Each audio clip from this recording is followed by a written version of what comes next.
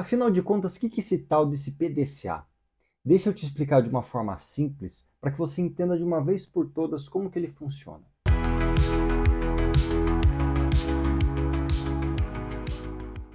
Quando você vai no mercado, qual que é a primeira coisa que te faz decidir ir ao mercado?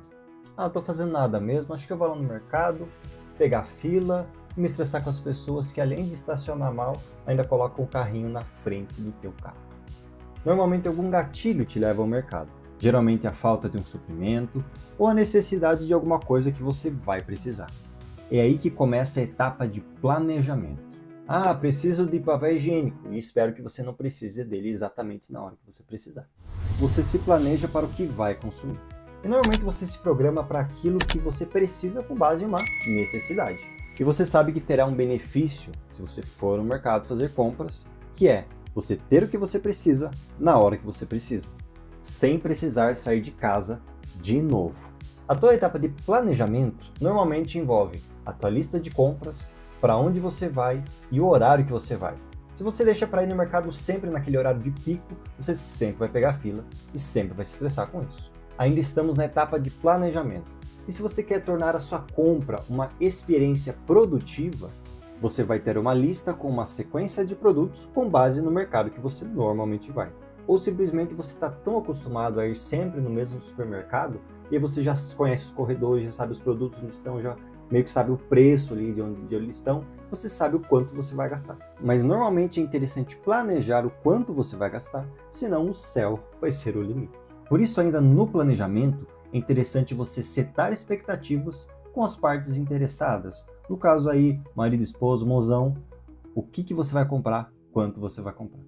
Quanto que a gente pode gastar nesse mês? Quanto que a gente já gastou essa semana? Assim a gente define uma meta.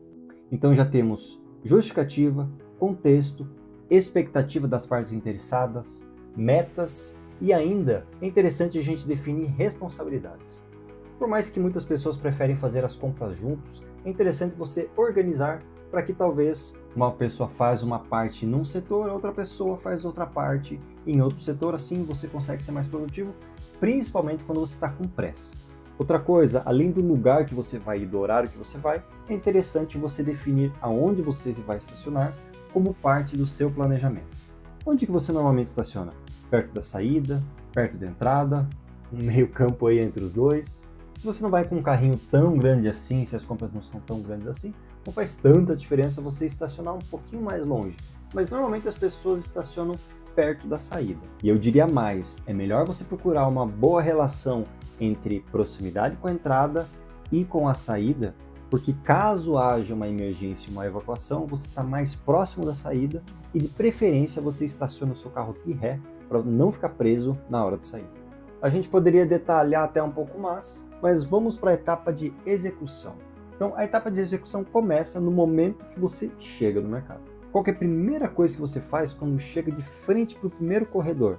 Ou o que deveria fazer? Você pega o planejamento e vê para onde você vai. É muito comum, a gente chega no mercado, por exemplo, tá, para onde que eu vou agora? Você não vai direto lá para aquele corredor da parte de carros, você não vai comprar nada de carro, certo? Parece até besteira, mas é muito comum as pessoas irem para a etapa de execução e acabar esquecendo do planejamento que fez. Você fez um baita de um esforço lá para definir um plano e você acaba não utilizando ele na hora de execução. E aí chega lá no final do processo e vê que não fez nada do que você deveria fazer. Ou chega no final das compras, você pegou um monte de coisas que não tinha pensado e acaba gastando bem mais do que deveria. O que mais entra na fase de execução? Durante a compra, passando pelos corredores, é importante checarmos o preço, acompanhando segundo as nossas premissas, né? Inclusive fazendo uma pesquisa olhando outros mercados, se caso o valor for muito maior do que você esperava. Só lembra que às vezes você pode gastar mais em gasolina do que a diferença dos produtos por si só. Ao longo da compra, você vai checando os itens, validando os preços, e isso já faz parte do check. Enquanto você executa, não espere por um processo, para qualquer processo, que ele finalize para você começar a etapa de check, de checagem. Então essa é uma dica que é bem interessante em qualquer processo que você estiver. Afinal de contas, o propósito de medir é encontrar conformidades, falhas, oportunidades, melhorias. Agora vamos lá. Vamos detalhar essa parte do check. O que são exemplos de conformidade? A gente tem o preço do produto, a qualidade dos produtos que a gente está pegando e exemplo de falha. Durante qualquer processo pode acontecer. Então vamos dizer o seguinte, você chega lá no final, você chega no caixa, um produto estava com preço diferente, então estava errado na gôndola. Então é interessante você ficar de olho, né? Tanto durante, né, a passagem dos itens, quanto após. Você pode passar o olho rapidamente na nota fiscal para ver se está tudo certo, se você for bom de memória. Exemplo de oportunidade. Você percebeu que um produto ele foi mudado de lugar, ele não está mais naquele lugar que normalmente estava, quando você vai sempre no mesmo supermercado. Houve uma mudança de processo. Então, se houve uma mudança de processo, você deve readequar o seu planejamento para a próxima vez que você for executar esse processo, no caso aqui, as compras. E ainda no check, para finalizar, você pode perceber um exemplo de melhoria, né? Então você está ali no mercado e você consegue entender quais são os horários que tem mais ou menos pessoas, para que você consiga se planejar para o próximo.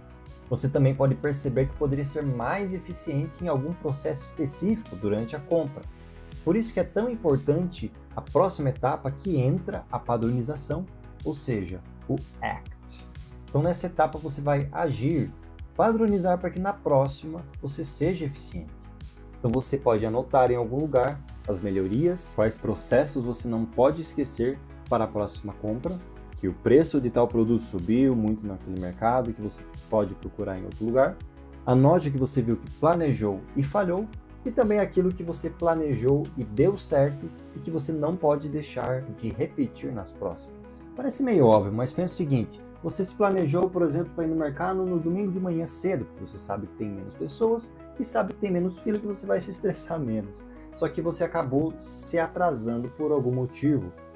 Então, o que aconteceu que gerou esse atraso, né? Reflita no que você pode fazer para que da próxima vez você não se auto-sabote ou para você se antever esse problema que pode acontecer para você se atrasar. Qual que é a causa que levou esse atraso para que isso não se repita? Isso ocorre e repete todos os dias em qualquer área de sua vida. Então, o PDCA ele não é simplesmente uma metodologia, uma ferramenta para você aplicar num projeto ou num processo. Você pode sim aplicar na sua rotina.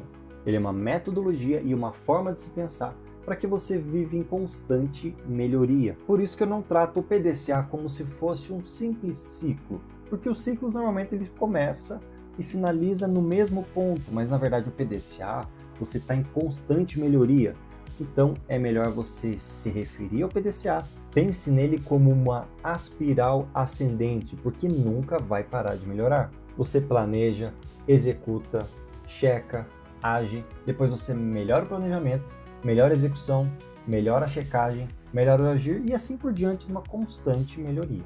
Se você gostou desse conteúdo prático do dia a dia e quer mais exemplos de processos, de projetos, acesse meu curso que as vagas são limitadas. E como sempre falo em todos os meus vídeos, anota os principais insights que você teve, as principais ideias, pega teu bloquinho de anotação, teu OneNote e assim por diante, e diz o que você vai começar a partir de hoje, a partir de amanhã, senão esse vai ser mais um vídeo legal que você assistiu e não colocou em prática.